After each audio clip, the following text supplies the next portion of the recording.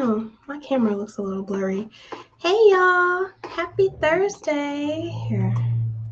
Let me see if I can fix it.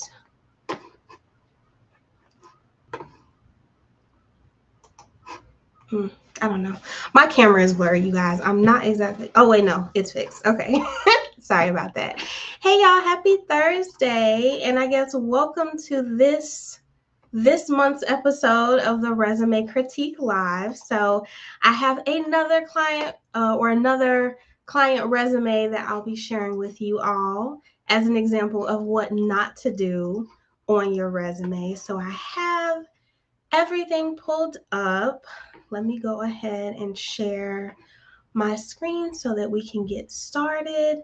And I received like some email feedback that sometimes I look a little bit darker on camera. So I purchased like these little desktop strobe light thingies. So I'm hoping that fixes the issue. I know I did a video on making sure that like you have your light together for virtual interviews, and I guess you got to make sure you have your light together for live streams too. So it's all a learning lesson. So let me see if it'll let me share my full screen. Okay, I think I got it. Let me go ahead and double check just to be sure. I think I'm okay. Okay. And okay, so yeah, I was supposed to do this live last week, but I ended up just canceling it and rescheduling it for this week instead. And I hope that you guys can hear me just fine. But for this episode of Resume Critique Live, I am going to be reviewing my client's resume, or her former resume, and her name is Kaylah Brown.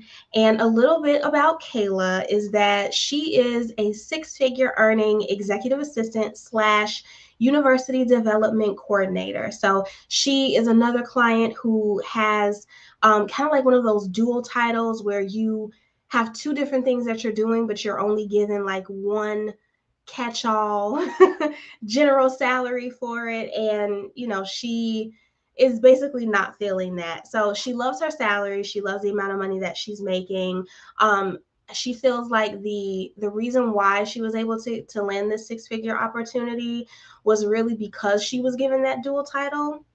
So she started out as an executive assistant, and then she ended up just being given these additional responsibilities and this added title because she was handling her other duties so well, and because the organization at the time needed somebody who could step in and handle this role. So she went ahead and raised her hand and took it, and with it came a salary bump. So when she was an executive assistant only, she was kind of stuck at a certain salary, but when she accepted the dual title and the added responsibility, that did bump her up to six figures, which yay for her. Love that for her. But she doesn't like her job anymore. So she loved her job as an executive assistant. She loved the executive that she was working with at the time. Since then, the company has gone through some changes. So now she's working with a new executive, and she's feeling like she doesn't really love what she does anymore. So she doesn't want to take a pay cut.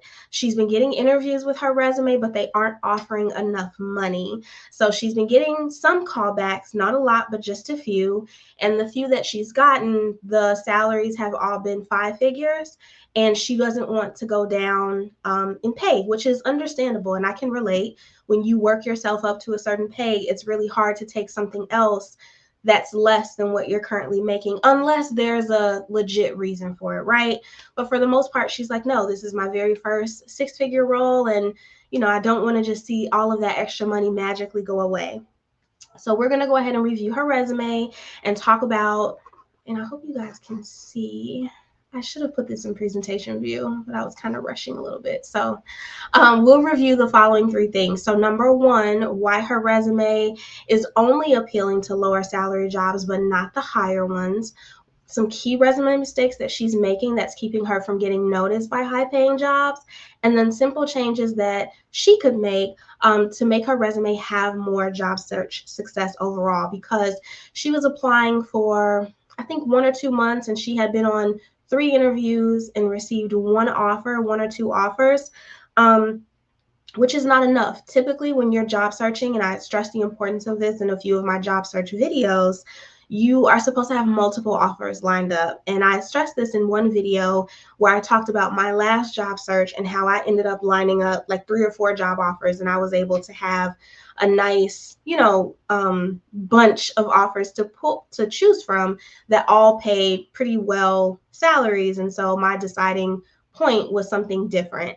But if pay is your ultimate #1 goal, then you need to make sure that your resume is targeted appropriately for those high paying jobs. I know a lot of people these days, all the rave is 6-figure jobs. Like, everybody wants to make 6 figures. Everybody wants to earn 6 figures. People want 6-figure remote jobs. That's all well and dandy. But in order to get those opportunities and be eligible for those opportunities, your resume definitely has to be on point. You can't want to apply to a 6-figure job with a resume that looks 4-figure, 5-figure-ish. So we're going to go ahead and talk about that. So #1 on the list, and I have some sound effects. Y'all, I'm so cheesy, but I decided to make this a little bit more fun. So mistake #1 is that she's using a template, and I believe I talked about this in my last live stream with the man that I was reviewing before. I think his name was Donovan. He also used a template. You all have to stay away from these templates. And if I'm not mistaken, this template looks exactly like his. I'm gonna pull it up at the end of this and see, and I might drop it in the chat. I feel like this is the exact same template, which is another reason why you want to stay away from using templates. Those templates, millions of people use them, and recruiters see hundreds, dozens, hundreds, depending on the competitiveness of the role, maybe even thousands of resumes. It is very easy for them to pinpoint a template.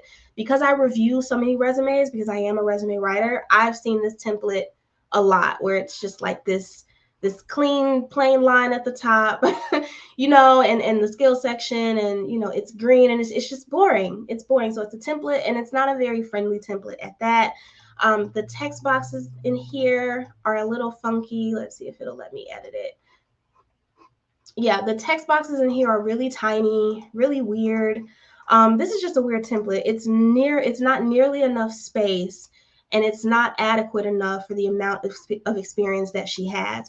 Now, on this resume, she's only listing 2 jobs, but when I completed her consultation, she has way more experience than this, but it wasn't listed. So this is another reason why you want to stay away from certain type of templates, because they don't do you any favors. This is very, very limiting. I mean, only 9 skills here, 369, 2 jobs on here, 1 page. Like, it's not good. So that is a mistake. #1 is that she's using a template. And when you're going for high paying jobs, you definitely want your resume to look and appear as though you put effort into it, right? It should look like a high quality, well polished, professional type of document. This does not look professional to me. And I'm sorry, y'all, my chair is like sliding down. But this does not look polished to me. This doesn't scream 6-figure. Like, if I'm a recruiter, why am I giving this person $120,000 based on this? It's not giving, right? So that's mistake #1. #2, and again, another mistake, another common mistake. Oh, where's my buzzer sound? There it is, y'all. There's no opening summary. So I talk about this all the time. Like, you all have to have a professional summary. It should cover career accomplishments, your length of experience in the field. So something along the lines of, 8 years of executive assistant experience, excels at this, super accomplished at this, or, these are my top skills, some sort of a notable win, maybe reduced, scheduling errors by 30% or something. There's nothing that leads into this or into the document. It just goes straight to the skills section, and that is not what you want. Because skills are important, but there has to be some sort of a lead in to it to let the recruiter know what they're about to read. So, like, what your background is, what your expertise is, a summarization of your skill set without listing them, there should be a professional summary here. Your professional summary should ideally be 3 to 5 bullet points, and it should be at the very, very top, and it should also have some sort of a targeted headline, which leads me to mistake number 3. I gotta get better with this. No targeting. So no targeting is big. So she's going to still be going into executive assisting. She wants to keep her salary, so everything is staying the same. She has her targeting up here, but this is not the proper place for it. The top, like the top portion of your resume, you guys. So this top section right here, I don't know what is this, the first 1/8 of the resume or something. This should be all your contact information. So this title should be like right here. And then the professional summary should be underneath that. It should be Kaylah Brown, city, state, phone number, email address, LinkedIn profile, all together. This targeted statement should be separate. So I guess maybe, I don't know if I should give her the point back for no targeting, because she does have it, but it's just improperly placed. So I don't know. I'm on the fence about that. Let me know what you guys think. But the targeted statement, it should be more. So maybe it should say, senior leader, executive assistant, CEO, executive assistant, head of HR, executive assistant, like something that's a little bit more specific. Executive assistant is very vague and it's very general. It would be great if she could hyper target this a little bit more. If she could include the industry, it seems like she's been in the education industry, so it should say something along the lines of education, CEO, executive assistant, or CFO, executive, something like that. That's a little bit more specific. Moving along is mistake number 4. Is a poor skills selection. So we have 9 skills here, which technically is not a bad number to have. I like to have on clients' resumes 12 and up, and I try to have like a good mix of hard skills and soft skills. With her skills here, these are all, majority of them are some of them are buzzwords, fluff words, which I talk about the importance of that. You want to stay away from buzzwords and filler words, but most of these are soft skills. So when you're listing your skills on your resume, you want to have a blend of soft skills and hard skills. Typically, you want to have more hard skills than soft. So in some of these, she actually has 2 per bullet point, like strong organizational skills and attention to detail, excellent communication skills, written and verbal. Like this is unnecessary skills. Your skills should be 1 word. It's not 2, not 3, and it shouldn't take up 2 lines like this, because this is wasted space, right? Budget analysis, adaptability and flexibility, project management. Like it's again, we're thinking 6-figure jobs. When we think 6-figure jobs, we're thinking hard, solid skills that are industry specific, role specific, relative, very, very like impact based, right? I don't get any of this. Something along the lines of to replace budget analysis, I would love to see like budget, what is it called? Not budget cuts, but like cost reduction or something like that. Something that's a little bit more impactful. And then again, so it's like there are 9 bullet points, but she probably has more skills listed here because some of them are grouped together. So 1, 2, 3, familiarity with, this is too long. 1, 2, 3, 4, 5, 6, because these are grouped together. 7, 8, 9, 10, 11, 12. So she does have 12, but they're formatted and laid out really funny. So you don't want to avoid this. This is unnecessary. As an executive assistant, there's so many other skills that she does, and there's so much more value that she brings, that she delivers as a result of possessing those skills, and that's not really reflected here. So moving on to the next mistake is,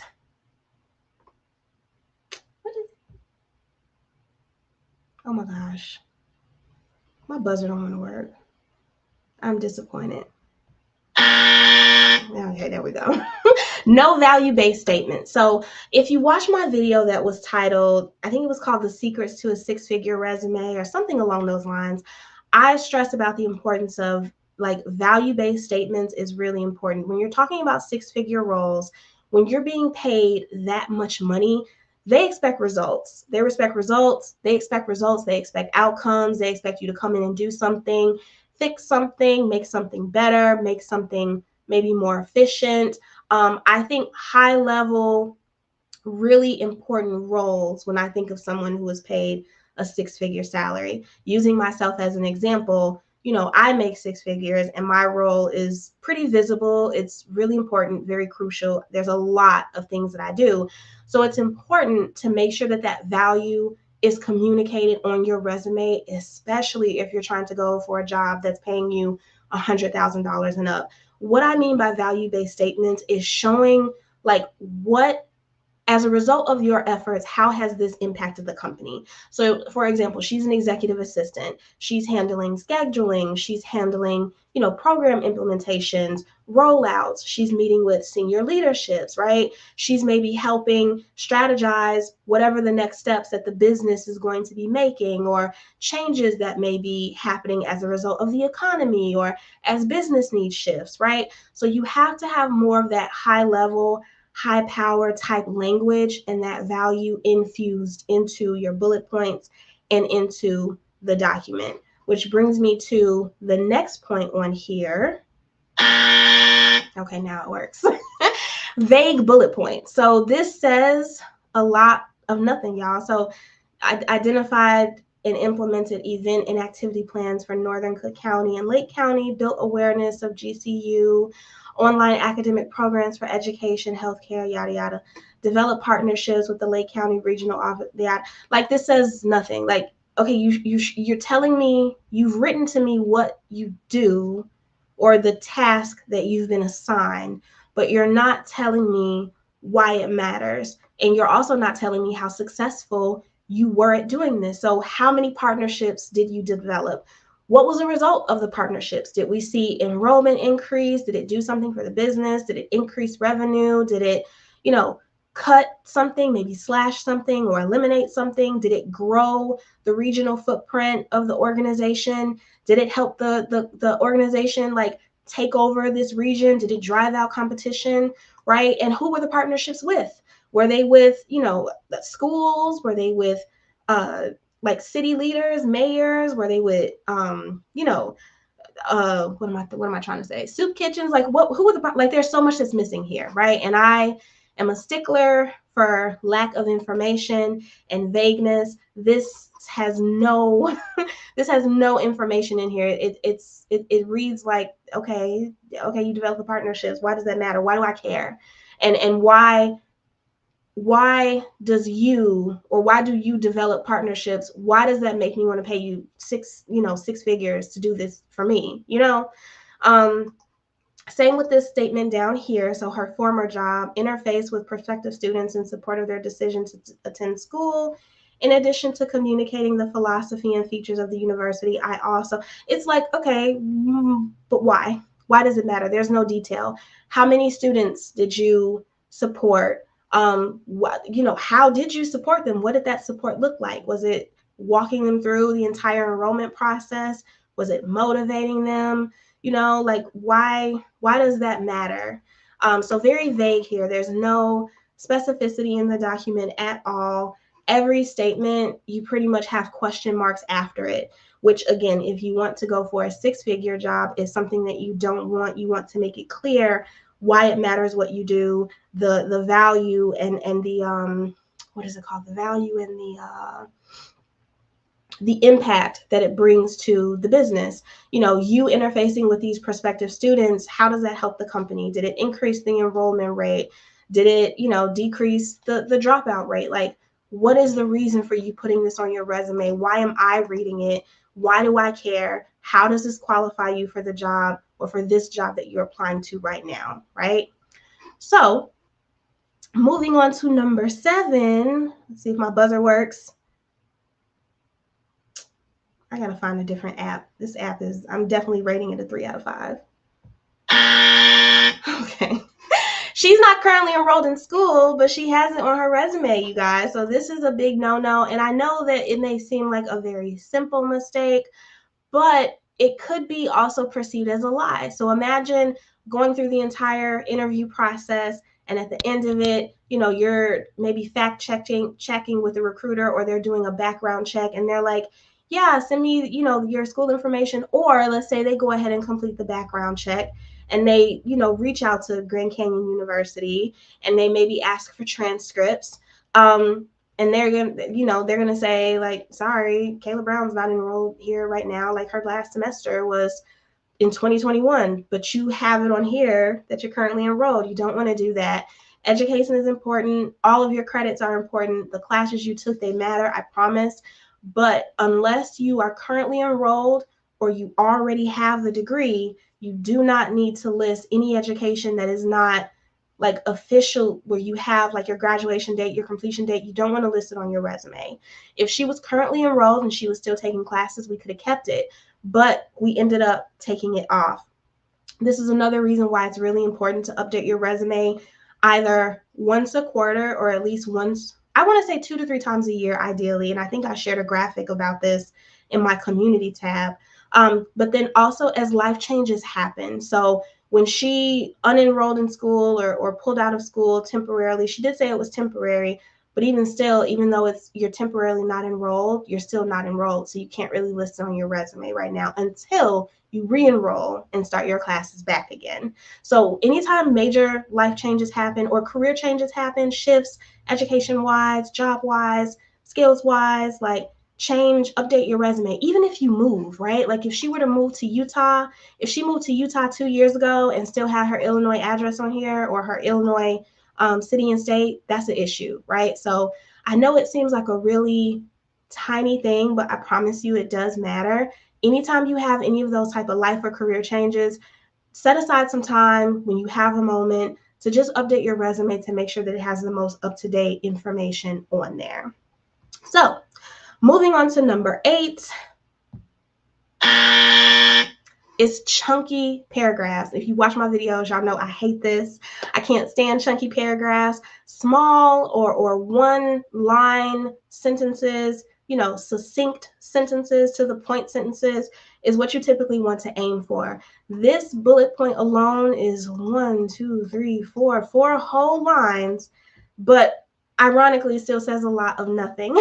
So you want to avoid chunky paragraphs altogether. Like even this bullet point is 1, 2, 3 lines. This one is 2, and it's okay. But none of these lines actually needed to be that long if she chose either a different template or if she chose to lay her resume out herself. Because again, she's not even utilizing the whole page, y'all. Like there's all this space that's being wasted, and it's just unnecessary. And people shoot themselves in the foot with that a lot with these templates. Like you have a whole start to, left to right line that you could utilize, but you're limited to just right here because you downloaded this template. This is another reason why I'm a huge advocate of just laying your resume out yourself in Microsoft Word and not messing with these funky templates like that, because they limit you in so many different ways. But in general, like these paragraphs, these bullet statements, these job bullet points are way too long. I've recorded one or two to three videos giving you all some tips on how to craft the first or the perfect bullet point or the perfect job bullet point for your jobs. Key takeaway with that is just making sure that they're not this long. They should be one line or one sentence or maybe a sentence and a half or 2 sentences total. But this is too much.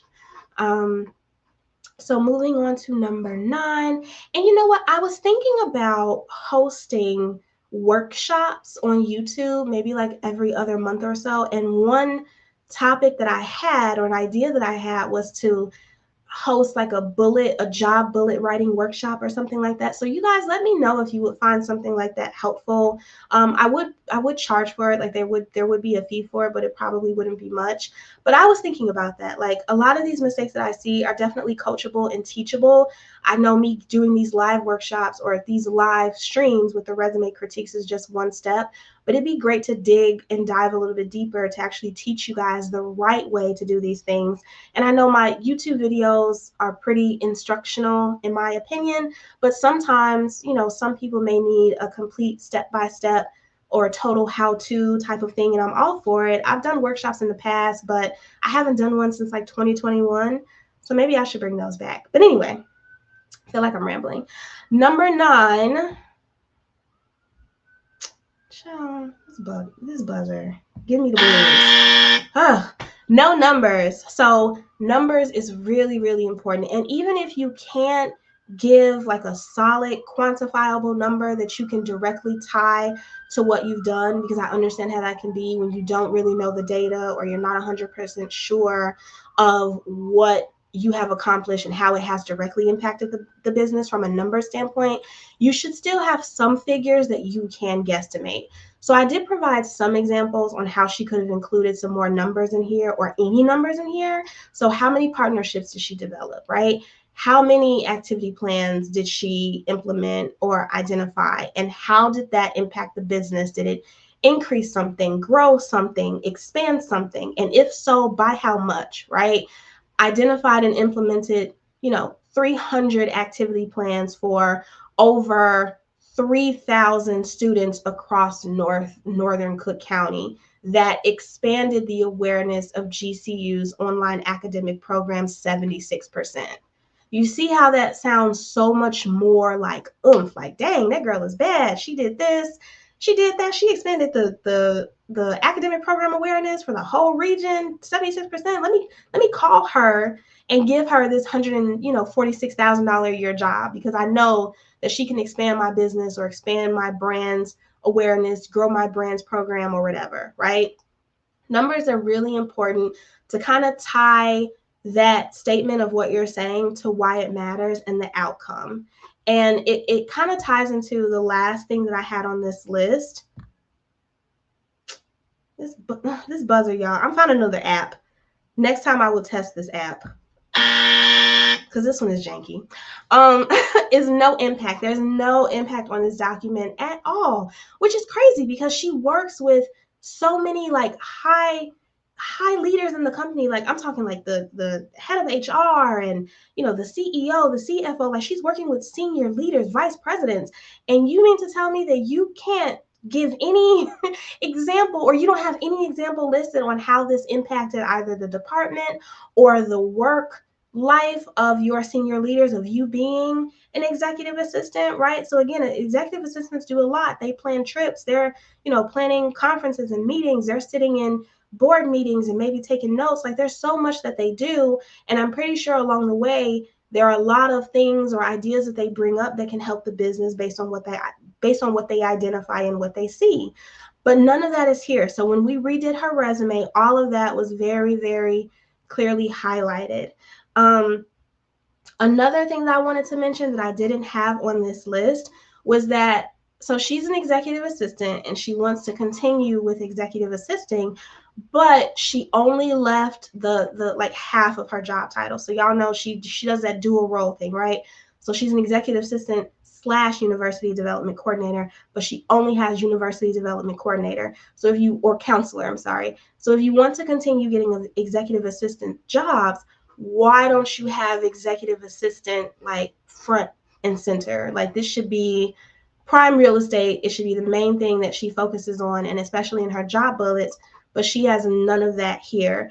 And I feel like this happens a lot with people who have dual positions or dual roles. It's almost like they don't know what to focus on. Like, what do I list? What do I not list? Oh my gosh, I do so much. I do this and then I do that and then I do that and I do this. And then it's almost like they have a brain fart on what to actually list. So what we did is we kind of combed through both of her job responsibilities and we cherry picked what mattered the most and we chose to focus on that instead. But yeah, these are very, I would say, easy mistakes that you can make. I see I want to say about 92%, maybe 90%, definitely in the 90s of resumes that I receive when people are requesting critiques or they're starting the process with working with me, and I take a look at their resume. Majority of them do not have any numbers, and that is a big problem. And there's so many ways that you can get numbers, you guys. Like, you can log into the systems that you use, you can,